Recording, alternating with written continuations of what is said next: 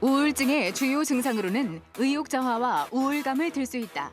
또한 정신이나 신체 기능 전반의 지속적인 저하로 인해 일상생활에 악영향을 미치게 되는데 단순한 우울감과는 구분되며 감정이나 생각, 행동 방식 등의 변화를 일으키는 심각한 상태를 의미한다. 우울증은 우울한 기분 혹은 이제 예전과 같은 즐거움을 느끼지 못하는 상태가 수일에서 수주 이상 거의 하루 종일 이제 지속되는 상태를 말씀을 하고요.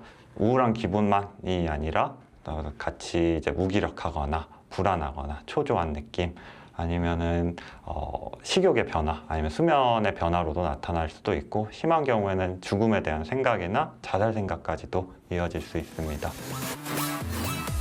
우울증은 개인의 잘못이나 약점이 아니지만 사회적인 인식이 낮아 치료를 꺼리는 사람들이 많다. 이 때문에 조기에 발견되지 못하고 치료 시기를 놓치는 경우가 많이 있는데 오늘 TV 주치에서는 현대인들의 마음의 병, 우울증에 대해 자세히 알아본다. 우울증은 단순히 기분이 가라앉는 질환으로 여겨서는 안 된다. 이전에는 즐겁던 일에도 흥미를 느끼지 못하고 쉽게 지치며 집중력과 판단력이 떨어질 수 있는데 불면이나 과다 수면, 식욕과 체중 변화, 이유 없는 초조함이나 무기력 또한 대표적인 증상이다. 경우에 따라서는 슬픔보다 짜증이 나며 반복되는 두통이나 근육통과 같은 신체 증상이 먼저 나타나기도 한다. 어떻게 오셨을까요?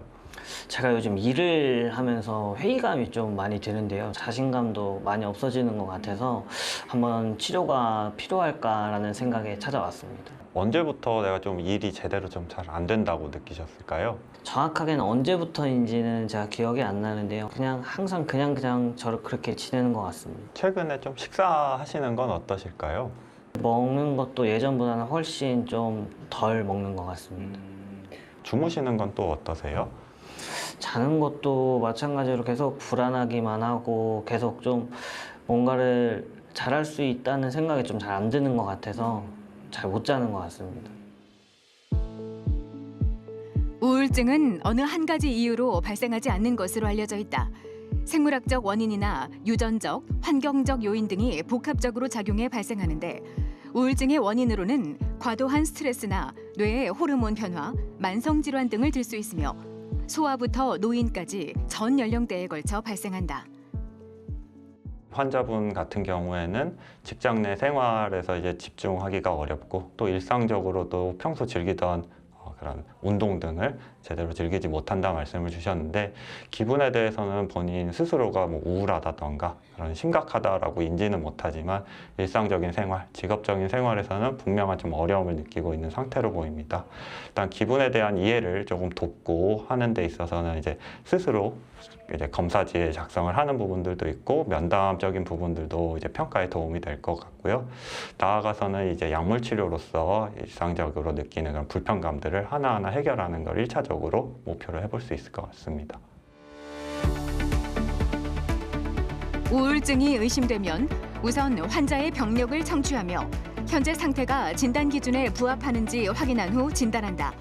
이 과정에서 심리 검사를 통해 다른 정신질환의 공존 여부나 지능 등의 정보를 보충할 수도 있다.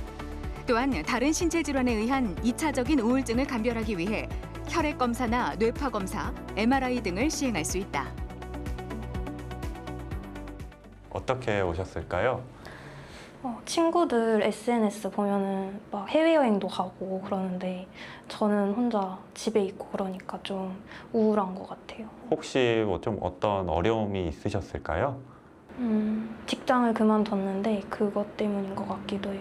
일단 뭐 SNS에서 친구 이야기들도 보면은 좀 본인에 대해서 느껴지는 부분들도 있는 것 같은데 좀 주로 어떤 생각이 많이 드시는 것 같으세요? 부럽기도 하고 나도 그렇게 되고 싶고 그런 질투심이 좀 많은 것 같아요.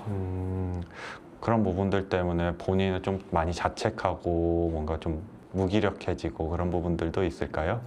네, 무기력하고 아무것도 하기 싫고 씻는 것조차 힘들 정도로 힘든 것 같아요. 최근 들어 취업과 경제적 불안, 사회적 관계 변화 등의 요인이 겹치면서 2030 세대의 우울증이 증가하는 추세다. 통계에 따르면 국내 우울증 환자는 4년 전에 비해 30%가량 늘었는데 20대 환자가 전 연령대 중 가장 높은 비중을 차지한 것으로 나타났다. 이 환자분의 경우는 일단 분명한 좀 스트레스 요인을 이야기를 하기도 했고 또 주변 상황들과 본인을 비교하면서 계속 안 좋게 부정적으로 본인을 좀 판단을 하고 생각을 하는 경향들이 보이면서 우울감을 더욱 심화시키는 부분들이 확인이 됩니다.